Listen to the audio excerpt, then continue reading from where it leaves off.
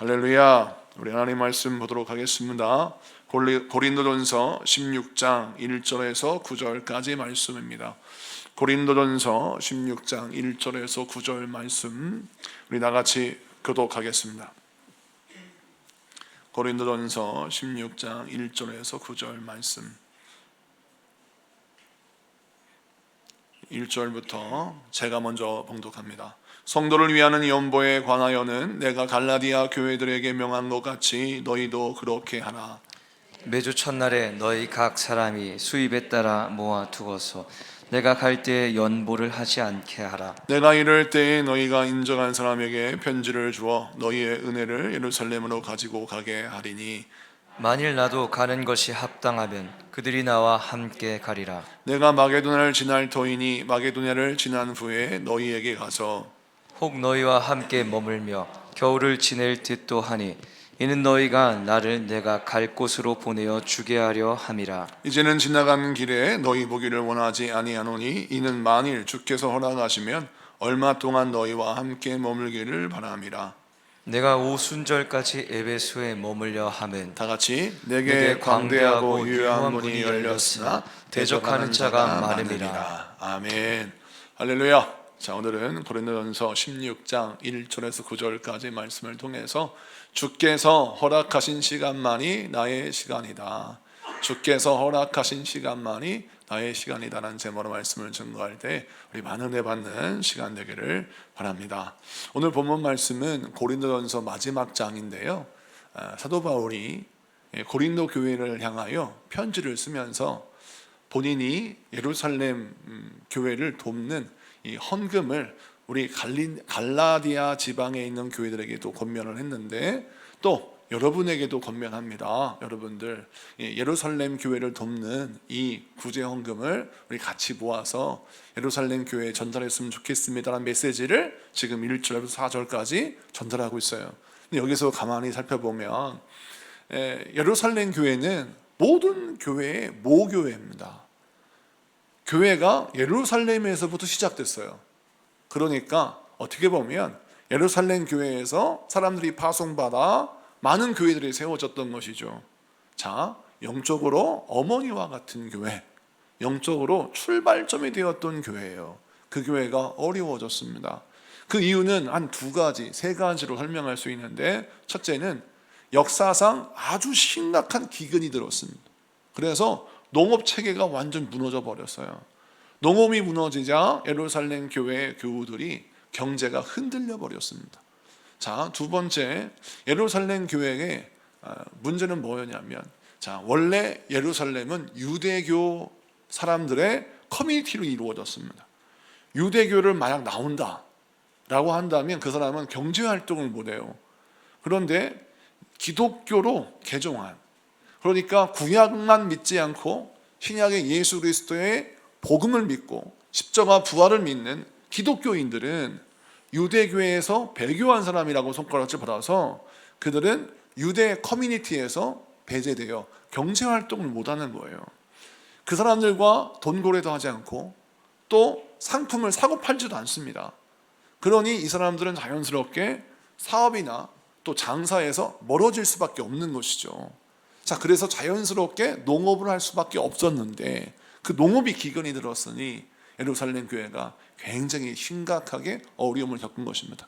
세 번째는 기독교의 박해가 계속 진행되고 있었기 때문에 유대교 또 로마 사람들, 이런 사람들에 의해서 기독교는 그야말로 큰 핍박과 박해를 받았습니다. 자, 이런 이유 때문에 예루살렘 교회는 모교회였지만 다른 사람들을 돕고 섬기는 교회였고 다른 교회들을 개척하는 교회였고 선교하는 교회였는데 그 교회가 어려워서 흔들거리게 되었습니다. 자, 그러자 바울이 마게도냐 지방에 있는 교회들, 그리고 아가야 지방에 있는 교회들, 그리고 저기 투르키에 있는 지역에 있는 교회들, 이런 이방의 교회들에게 부탁을 해요. 그래서 그들에게 구제헌금을 좀 모아서 예루살렘 교회를 돕자라고 하는 이야기가 여기만 나오는 것이 아니라 로마서 15장에도 나와요. 로마서 15장을 한번 보겠습니다. 로마서 15장 25절부터 27절까지 말씀 다 같이 봅니다. 시작. 그러나 이제는 내가 성도를 섬기는 일로 예루살렘에 가노니 이는 마게도냐와 아가야 사람들이 예루살렘 성도 중 가난한 자들을 위하여 기쁘게 얼마를 연보하였음이라. 저희가 기뻐서 하였거니와 또한 저희는 그들에게 빚진 자니 만일 이방인들이 그들의 영적인 것을 나눠 가졌으면 육적인 것으로 그들을 섬기는 것이 마땅하니라. 아멘. 자, 사도 바울이 가르치는 것이 무엇입니까? 우리 이방인 교회들은 예루살렘 교회를 통하여 선교를 받았고 또 전도를 받아서 우리가 구원을 받았으니까 영적으로 빚진 자다. 그러면 육적으로 그것을 우리가 연보로 헌금으로 돌려주고 그들을 섬기는 것이 하나님의 뜻이다라고 하는 말씀을 로마서 15장에 전하고 있습니다. 자, 이 말씀을 통해 주신 메시지가 무엇입니까? 여러분, 사랑과 섬김은 다 때가 있는 거예요. 자, 예루살렘 교회가 이방인 교회를 섬길 때가 있었습니다. 그때 예루살렘 교회는 본인들이 어려워질 건 상상할 수 없었어요. 하지만 하나님의 뜻이기에 이방인들을 선교하는 것에 아낌없이 헌신했습니다. 재산을 팔았고 모든 사람들이 물질을 모아서 선교사를 파송하는데 또 전도대가 파송되어서 전도를 하는데 또 교회가 세워지는데 온 힘을 기울였어요. 그래서 이방의 교회들이 세워지게 된 것이죠. 그 모든 것은 예루살렘 교회의 교인들의 희생이 있었기 때문에 가능했습니다. 또 만약 예루살렘 교회의 교인들이 교회를 일구어 나가다가 기독교인들 박해를 받고 경제활동이 어려워졌다고 해서 그들이 기독교를 포기하고 교회 문을 닫았다면 이방인 교회, 오늘날 현대교회는 존재하지 않을 수도 있었습니다.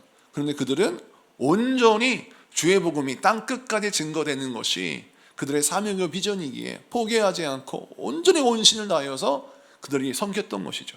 그들의 섬김을 통하여 이방인 교회가 세워졌던 것이죠.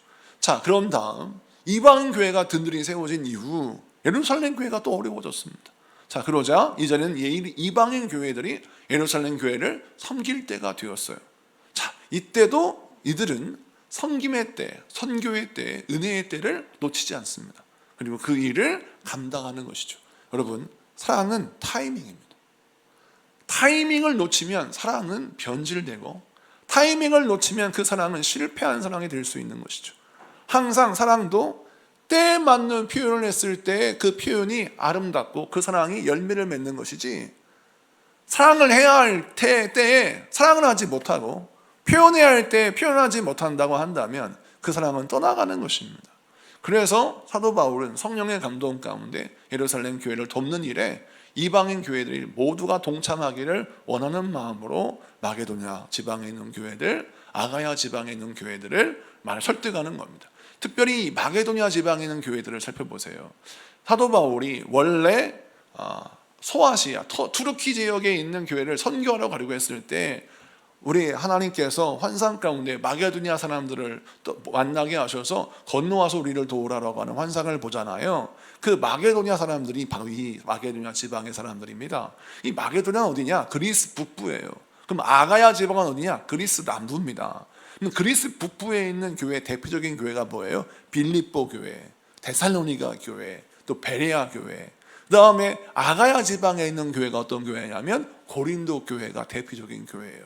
그러게 성경에서 굵직굵직한 교회들이 다 마게도냐 아가야 지방에 있었고 또 그 교회에서 선교되었는데 이 마게도냐 아가야 지방의 선교는 전적인 하나님의 부르심에 사도 바울이 순종했기에, 그 타이밍에 순종했기에 교회가 세워진 것이에요. 그러므로 선교든 사랑이든 섬김이든 모든 것은 우리 하나님이 명령하실 때, 우리 하나님이 감동을 주실 때 순종하는 것이, 그 타이밍에 맞게 순종하는 것이 하나님이 기뻐하시는 것이다. 이 말씀을 믿고 여러분들도 항상 누군가를 사랑할 때, 누군가에게 내 사랑을 표현하고 섬길 때 여러분들 그 타이밍 놓치지 마시고요. 여러분들 늘 우리가 사랑하고 섬기는 우리 모두 되기를 축복합니다. 두 번째 말씀을 좀 보겠습니다. 5절부터 7절까지의 말씀을 다 같이 합독합니다. 5절부터 7절 시작. 내가 마게도냐를 지날 터이니 마게도냐를 지난 후에 너희에게 가서 혹 너희와 함께 머물며 겨울을 지낼 듯도 하니 이는 너희가 나를 내가 갈 곳으로 보내어 주게 하려 함이라. 이제는 지나는 길에 너희 보기를 원하지 아니하노니 이는 만일 주께서 허락하시면 얼마 동안 너희와 함께 머물기를 바람이라. 아멘. 자, 지금 사도 바울이 에베소에 있거든요. 그런데 에베소에서 그리스 북부 마게도냐로 가서 교회를 돌보다가 다시 아가야 지방 그리스 남부로 내려와서 고린도 교회를 꼭 들리고 싶다는 거예요. 그리고 겨울을 이곳에서 보내고 싶다. 그래서 만약 내가 겨울을 보내게 된다면 여러분들이 나의 모든 어떤 여행과 그 뒷받침을 여러분이 했으면 좋겠다라고 말하고 있는데, 중요한 부분은 7절이에요. 만일 주께서 허락하시면 얼마 동안 너희와 함께 머물기를 바람이라. 이 부분이에요. 모든 여행의 계획을 세우고 모든 목양의 계획을 세워서 마게도냐, 아가야, 또 소아시아 여러 곳을 돌면서 선교도 하고 신방도 하고 목회도 하고 개척도 하지만, 그러나 주께서 허락하실 때 하겠다는 겁니다. 이 부분이 오늘 본문의 핵심이에요. 여러분, 사도 바울은 어떤 사람이에요? 하나님의 사람이, 말씀의 사람이에요. 성령의 감동 가운데 모든 일을 감당하고 하나님의 복 주시는 그런 믿음의 사람이에요. 근데 그런 사람도, 그렇게 하나님과 동행하면서 하나님을 늘 사랑하는 그런, 섬기는 그런 사람도 하나님이 허락하지 아니하시면 한 걸음도 움직이지 아니하시고 하나님이 허락하셨을 때 모든 일을 감당한다라고 하는 것이죠. 자, 그는 자신의 계획을 주장하지 않고 하나님의 계획을 인정하며 하나님의 계획을 따라 살기를 작정한 사람이에요. 그래서 이 사도 바울의 이 고백처럼 우리 인생도 어떻게 해야 합니까? 우리 마음속에 뭔가를 계획한다 할지라도 그 길을 하나님이 인정하시고 지지하시고 하나님이 이루어 가실 때에는 그 일이 가능하지만, 만약 내가 계획한 것들이 하나님의 뜻이 아니라면 이걸 과감히 내려놓을 수 있는 그런 믿음의 용기도 필요하다는 거예요. 구약의 잠언의 말씀에 보면 이와 같은 말씀이 나와 있죠. 우리 잠언서 16장 1절부터 3절까지 말씀을 보겠는데요, 우선 1절과 2절을 보겠습니다. 1절부터 시작. 마음의 경영은 사람에게 있어도 말의 응답은 여호와께로부터 나오느니라. 사람의 행위가 자기 보기에는 모두 깨끗하여도 여호와는 심령을 감찰하시느니라. 아멘. 여기서 보니까 마음의 경영이라고 했잖아요. 이게 헬라어에는, 이 히브리어에는 마음의 경영이 뭐냐면 마이라케 레브라고 해서, 이 마이라케라는 뜻이 내면이라는 뜻이 있어요. 내면. 또 이 마이라케 레브가 마음의 내면의 계획. 그래서 이거 어떤 뜻이냐면, 마음의 경영이라는 말이 내가 내면에, 내 생각에 이렇게 했으면 좋겠다, 저렇게 했으면 좋겠다 라고 하는 계획들을 세워놨다는 거예요. 근데 그 마음의 계획, 내면의 계획이 하나님께서 허락하셔야 가능하다는 거예요. 말의 응답, 이 말의 응답이 무엇이냐면 나의 생각의 계획이 성취됨을 설명합니다. 그래서 마음의 경영은 사람에게 있어도 라는 게 무슨 뜻이냐, 내 속으로 무슨 계획을 다 세운다 할지라도 이 계획이 이루어지는 것은 하나님께 달려있다는 거예요. 자, 그런데 2절을 보니까 사람의 행위가 자기 보기에는 모두 깨끗해도 여호와는 심령을 감찰하시느니라. 이 말씀이 무슨 뜻이냐, 1절과 2절을 좀 이어보자면, 내가 마음의 계획을 세웠어요. 그런데 내 마음속에 이 계획은 너무 완벽해요. 그래서 내가 생각할 때 내가 너무 뿌듯하다. 내가 어떻게 이런 계획을 세웠지? 내가 어떻게 이런 목표를 가졌을까? 라고 하면서 내 마음속에 기특한 마음이 들고 이 계획이 이루어질 것 같은 거예요. 그런데 사람의 행위가 자기 보기에는 모두 깨끗하여도, 이 깨끗하여도라는 게 정결하다, 완벽하다, 완전하다는 뜻이에요. 그러니까 나의 모든 계획이, 나의 모든 행위가 내가 볼 때 완벽해도 여호와는 심령을 감찰하시느니라. 이게 뜻이냐면, 무슨 뜻이냐면 여호와는 너의 중심을 보신다라는 거예요.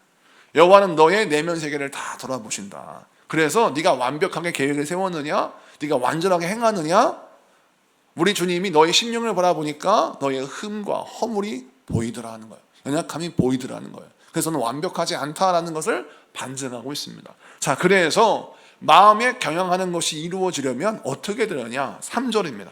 3절 다 같이 보겠습니다. 3절 시작. 너의 행사를 여호와께 맡기라. 그리하면 내가 경영하는 것이 이루어지리다. 아멘. 이 말씀은 우리가 정말 많이 알고 있는 말씀이고 교회에도 많이 나오는 말씀이에요. 너의 행사를 여호와께 맡기라. 그리하면 내가 경영하는 것이 이루어지리라. 저도 좋아하는 말씀이에요. 그런데 여기서 너의 행사를 맡기라. 맡기다라고 하는 말을 좀 주의 깊게 살펴봐야 돼요. 이 맡기다라는 말을 영어 성경에는 commit to the Lord, commit to라고 써 있어요. 이게 두 가지 의미가 있어요. 맡기다라는 게 첫 번째, 두 번째 헌신하다라는 뜻이 있습니다. 자, 왜 이렇게 두 가지 이중적 의미가 있는 단어를 사용했을까? 이 원어에 보면 여호와께 맡기다, 이 맡긴다고 하는 것은 내가 정말 하나님께 모든 걸 맡겼어요. 나의 모든 계획이 하나님의 뜻 가운데 이루어지기를 의탁했어요. 자, 그런 사람은 자동적으로 하나님께 헌신된 자가 되는 겁니다. 하나님께 내가 완전히 나를 드리는 것이 전혀 내 마음속에 불안하지가 않은 거예요.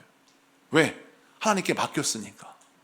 되게 헌신이라는 말을 많은 사람들은 물질적인 이해로만 하고 있는데, 여기서 헌신이라는 말은 물질적인 만을 이야기하는 거예요. 내 몸과 마음 모든 것, 물질뿐만 아니라 내 몸과 마음, 생각 모든 것을 하나님께 맡기는 거예요.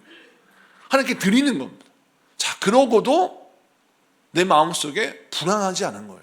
왜 불안하지 않습니까? 하나님이 나의 모든 행사를 담당하실 거라는 확신 때문이죠. 자, 그렇다면 이것을 어떻게 해석해야 될까? 아니, 그렇다고 그러면 하나님께 모든 걸 내가 헌신한다는 게 뭘까? 하나님께 모든 걸 맡긴다는 게 뭘까? 이거는 그렇다면 내가 목사님처럼 살아야 된다는 거 아닌가? 이거 어떻게 해서야 이런 말씀이 내 삶 속에 적용이 될까 궁금하잖아요. 이 말씀을 좀 더 깊이 보자면, 이 commit to라고 하는 말이 헌신이라는 말도 있어요. 그런데 전념하다는 뜻도 있어요. 전념하다. 그러니까 이것을 히브리 원전에서 이렇게 자세하게 이중적으로 설명하는 이유는 뭐냐면, 우리가 어떻게 하면 이 말씀을 우리에게 잘 적용할 수 있을까를 돕기 위함이에요. 자, 그러면 헌신하다는 의미는 전념하는 의미를 갖고 있다는 거예요. 자, 그러니까 우리 하나님이 우리에게 뭘 설명하시느냐? 네가 하나님께 모든 걸 맡긴다는 것은 하나님께 오로지 집중한다는 겁니다. 그래서 하나님께서 나의 은사가 필요하시면 은사를, 나의 물질이 필요하면 물질을, 나의 시간이 필요하면 시간을 드리는 이유는 뭐냐면, 하나님께 전념하고 하나님께 집중하다 보니까 하나님의 뜻이 다 보이는 거예요. 확신 가운데 하나님이 나에게 이걸 원하시는구나. 확신 가운데 내가 헌신할 수 있고 하나님께 모든 걸 맡길 수 있는 거예요. 하나님께서 나에게 확신을 주시기를, 너 자녀를 키울 수 있는 능력이 없지? 예, 없어요. 네 자녀를 나에게 맡겨라 라고 했을 때, 하나님 맡긴다는 게 뭐 호적에 내 자녀의 호적을 하나님께 옮길 수는 없잖아요. 이 맡긴다는 것은 하나님께 내 자녀를 완전히 의탁하고 하나님이 이루어 주시기를 바라보면서 하나님께 집중하는 거랍니다. 하나님께 전념하는 겁니다. 자, 내 자녀가 걱정이 되잖아요. 그럼 내 자녀에게 집중해야지. 그런데 하나님께 맡긴다는 건 뭐냐면, 내 자녀 때문에 내가 너무 힘든데 내 자녀에게 집중하는 게 아니라 누구에게 집중해요? 하나님께. 그런 의미예요. 해석이 잘 됐어요. 이 얘기를 하고 싶어서 계속 얘기한 거예요. 오늘 이 말씀 붙드십시오. 여러분, 여호와께 너의 행사를 맡겨라. 이게 무엇입니까? 내 문제 가지고 이 문제로 골똘히 고민하지 말라는 거예요. 이 문제를 맡기고 누구에게 집중해라? 하나님께 집중해라. 그러면 하나님이 너의 모든 일을 이루시리라. 오늘 이 말씀 붙들고 승리하신 여러분에게 축복합니다. 세 번째, 8절 9절 다 같이 읽습니다. 8절 9절 시작.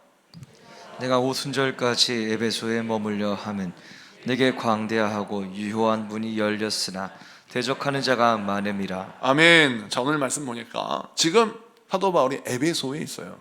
에베소에 있는데, 에베소에서 어떤 일이 있었느냐? 광대하고 유효한 문이 열렸으나 이겠죠. 이게 무슨 뜻이냐면, 내가 정말 모든 일이 너무나 잘 돼서 내가 상상하는 것 그 이상으로 잘 되는 거예요. 그래서 광대하고 유효한 문, 그러니까 내가 상상하는 것 이상의 모든 일이 잘 돼서 내 인생의 가능성의 문이 활짝 열렸다는 겁니다. 자, 그럼 이 말씀이 도대체 어떤 내용인가? 사도 바울이 에베소에서 이 광대하고 유효한 문이 열렸던 사건이 사도행전 19장에 나와요. 사도행전 19장 17절부터 20절 말씀을 보겠습니다. 사도행전 19장 17절부터 20절 시작. 에베소에 사는 유대인과 헬라인들이 다 이 일을 알고 두려워하며 주 예수의 이름을 높이고 믿은 사람들이 많이 와서 자복하여 행한 일을 알리며 또 마술을 행하던 많은 사람이 그 책을 모아 가지고 와서 모든 사람 앞에서 불사르니 그 책값은 계산한즉 은 5만이나 되더라. 이와 같이 주의 말씀이 힘이 있어 흥왕하여 세력을 얻으니라. 아멘. 자, 에베소에서 사도 바울이 말씀을 전하는데요, 놀라운 일이 벌어지는 거예요. 말씀 전하면 다른 곳에는 듣는 둥 마는 둥 하고 별로 관심도 없고 또 열정적으로 말씀을 가르쳐도 그 말씀을 듣고 그냥 시큰둥 하는데, 이 에베소 교회 교인들은 다른 거예요. 말씀을 전하면 반응이 틀려요. 막 아멘 아멘 하고, 그 말씀을 듣고 막 내가 은혜를 사모하여 말씀 더 들으려고 하고, 또 말씀에 순종하는 이 순종의 질이 다른 거예요. 사도 바울도 얼마나 시인하겠어요. 그래서 말씀을 계속 전하는 겁니다. 계속 전하면 전할수록 에베소에 있는 사람들이 막 변화가 일어나요. 그래서 어제와 다른 오늘, 오늘과 다른 내일이 되는 겁니다. 그래서 에베소에 막 부흥이 일어나네요. 교회 교인들의 숫자만 늘어나는 것이 아니라 사람들이 막 세상에서, 야, 우리가 우상 숭배했는데 이거 너무 잘못된 거야. 우상 숭배를 하지 말아야 돼. 우상을 버려야 돼. 그래가지고 어저께까지만 해도 막 집에 아데미 신상 사놓고, 아데미 묵주 사놓고, 아데미 목걸이 사놓고, 귀걸이 사고, 아데미 탱화 사고, 아무튼 별걸 다 사놔가지고 집안에 장식했던 걸 싹 다 버려가지고 우상을 다 버려버리고 예수님만 바라보네요. 그러니까 아데미 신전에 우상 제물에 우상 용품을 파는 사람들이 장사가 안 되는 거예요. 예를 들어서 우리나라가 되면 미신을 위한 부적과 또 여러 가지 그 아이템들을 파는 가게가 장사가 안 되는 거예요. 타로점 가게가 장사가 안 되고, 점집이 안 되고, 무당 장사가 안 되는 거예요. 자, 그래서 이 에베소 지역이 발칵 뒤집힌 겁니다. 여기서 끝나는 게 아니에요. 이제는 더 나아가서 이 에베소에 있는 사람들이 자기 동네, 자기 친척, 아는 집에 있는 모든 우상 숭배하는 주술책들, 그걸 싹 다 모아다가 불에 태워버렸어요. 이 불에 태워진 책만 해도 어마어마한 값을 매길 수 있는 돈에 이 책을 태워버린 겁니다. 자, 아데미가 그냥 뒤집혀버린 거예요. 그래서 이 아데미의 그 에베소에 있는 역사가 놀라운 부흥이 일어나서 에베소에 성경 말씀 보니까 주의 말씀이 힘이 있어 흥왕하여 세력을 얻었더라. 이게 무슨 뜻이냐면 에베소의 부흥을 이루어 에베소 사람들이, 에베소 교인들이 정말 하나님께 영광을 돌리고 강력한 영권을 얻게 되었다, 이런 뜻이에요. 자, 사도 바울이 이 사건을 경험한 겁니다. 얼마나 기뻤을까요? 얼마나 좋았을까요? 만족스러웠을 거예요. 그럼 에베소에서 사역을 오래 했느냐? 오래 하지 않았습니다. 한 3년 정도 말씀을 증거할 뿐이에요. 그런데 이와 같은 부흥이 일어난 거예요. 사도 바울이 왜 이것이 또 감격스러우냐면, 빌립보에서 말씀 증거하다가 두들겨 맞고요, 또 데살로니가서 말씀 증거하다가 죽임을 당할 뻔하고요, 한 가는 곳곳마다 정말 어려움이 있었거든요.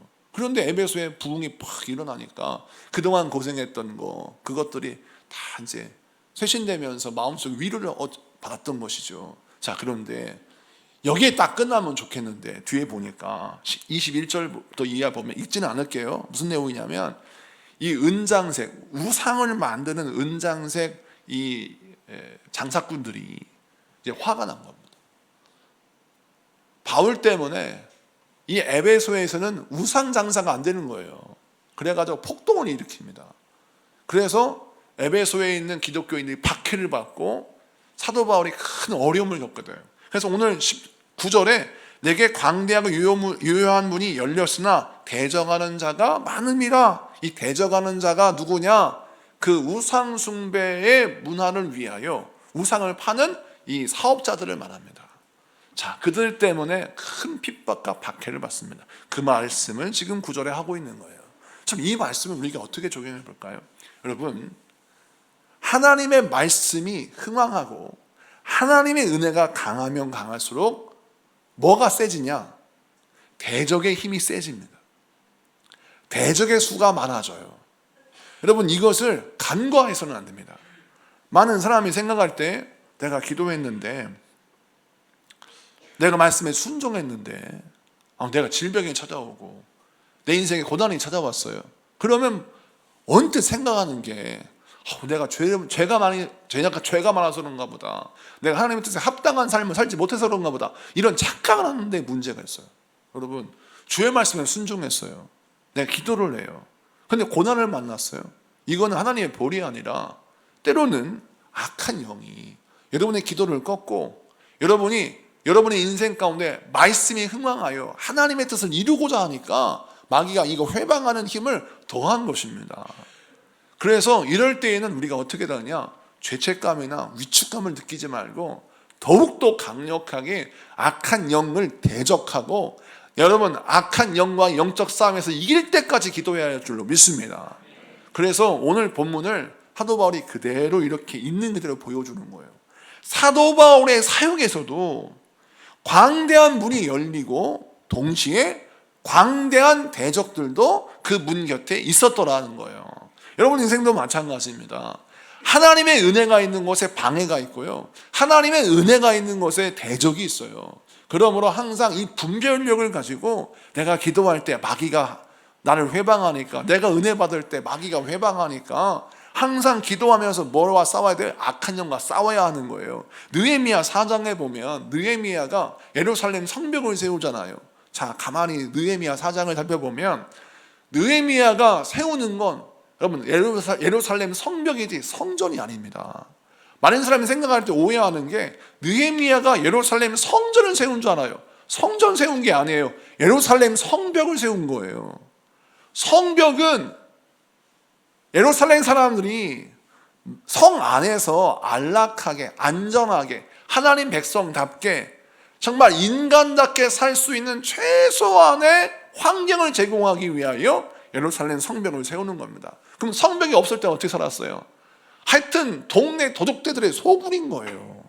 잠만 자고 일어나면 막 도둑들이 와가지고 물건 뺏어가고 사람 납치해가고, 그러니까 마을의 치안이 말도 아닌 겁니다.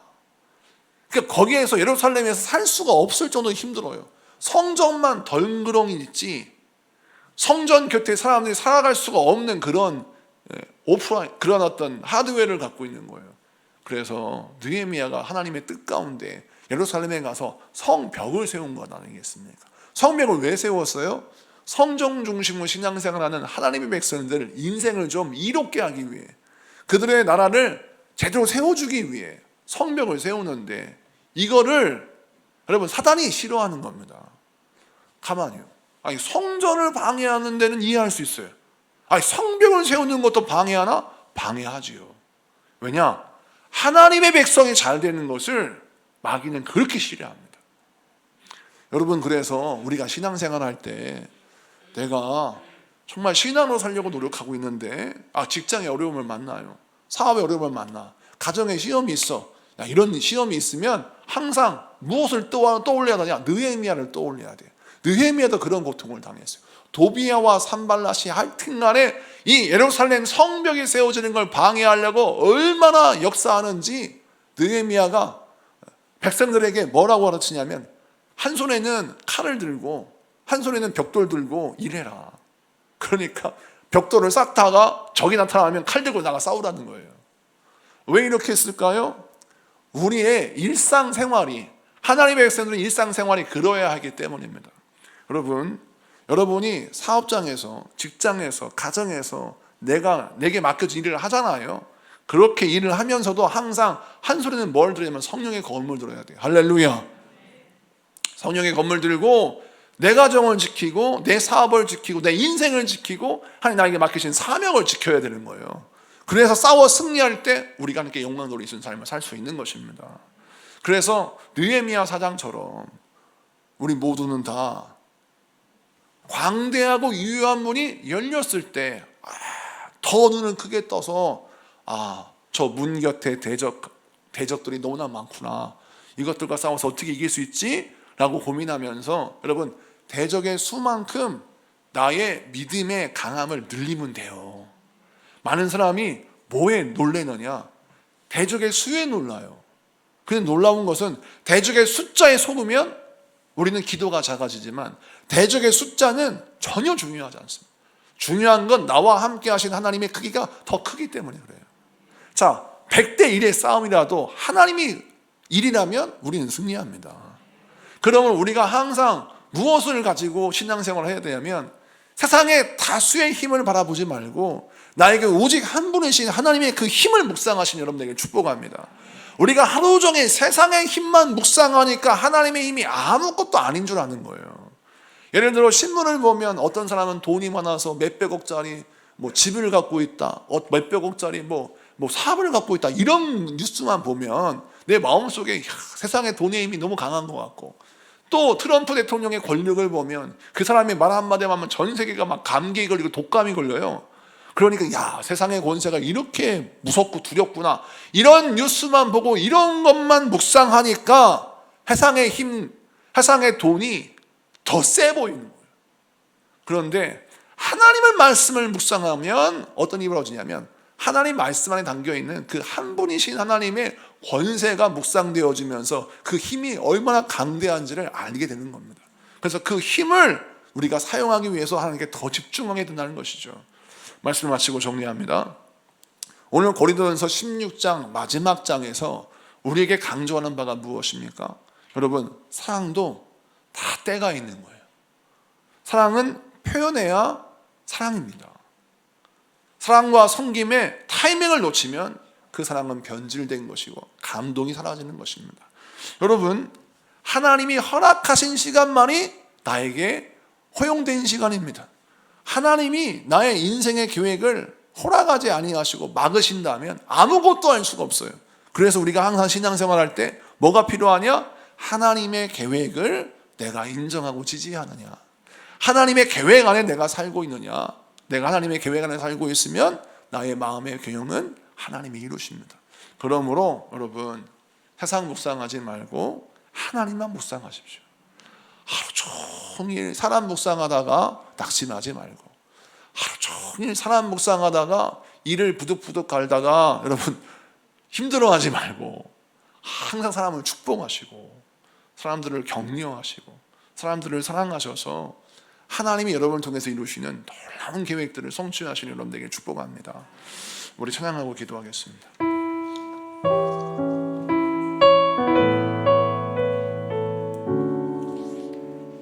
주여, 우린 연약합니다. 난 찬양하겠습니다. 여러분, 우리는 완전하지 않습니다. 우리 자녀들도 완전하지 않아요. 아니, 내가 완전하지 않는데 내 아들, 딸은 어떻겠습니까? 연약하고 부서지기 쉽고 넘어지기 쉬운 영혼들입니다. 그들에게 무엇이 필요할까요? 하나님의 은혜가 필요한 것입니다. 내가 늘 흔들리듯이 내 형제 자매들, 내 자녀도 흔들리기 마련이에요. 그래서 그들을 위하여 중보하며 기도해야 합니다. 오늘 기도를 실패하면 오늘은 실패한 하루로 끝나버리는 거예요. 그래서 우리는 날마다 나의 연약함을 고백하면서 나의 자녀, 나의 인생, 나의 모든 기도의 제목을 주 앞에 내어 맡기고 하나님이 이루시기를 간절히 간구해야 할 줄 믿습니다. 우리가 이 찬양 부르시고 기도할 때 특별히 오늘 기도할 제목, 우리 다음 세대를 위해서 기도했으면 좋겠습니다. 지금 수련회 가 있는 우리 아이들, 우리 여러분의 자녀들, 여러분의 가정, 여러분의 인생이 세상의 시험에 흔들리거나 무너지지 아니하고 주여, 광대하고 유효한 문이 열려 있으니 주여, 우리가 쓰임받게 하셔서 하나님의 뜻이 성취되는 인생, 말씀이 부흥하는 인생이 되게 하여 주시옵소서. 우리 같이 기도했으면 좋겠습니다. 우리 찬양하겠습니다.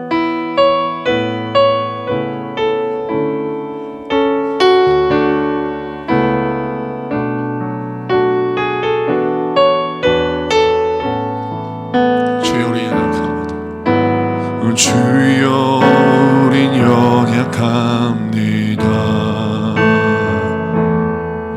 우린 오늘을 힘겨워합니다.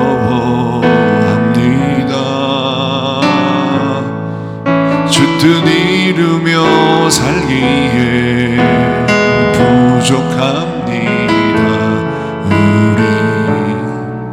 우린 연약합니다. 주여, 우리 넘어집니다. 주여, 우리 넘어집니다.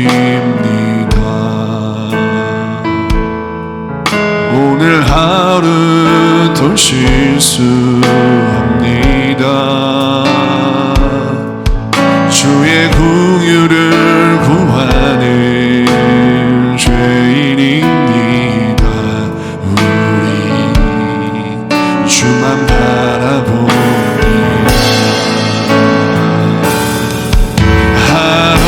한없는 주님의 은혜 온 세상 위에 넘칩니다. 가릴 수 없는 주 영광 온 땅 위에 충만합니다. 주님만 이기리오리. 우린 그 길 따라갑니다. 그날에 우리를 이루신 주는 완전합니다. 주여 우리 넘어집니다. 주여 우리 넘어집니다. 오늘 하루 또 실수합니다. 오늘 하루 또 실수합니다. 주의 긍휼을 구하는 죄인입니다. 우리 주만 바라봅니다. 한없는 주님의 은혜 한없는 주님의 은혜 온 세상 위에 넘칩니다. 가릴 수 없는 주 영광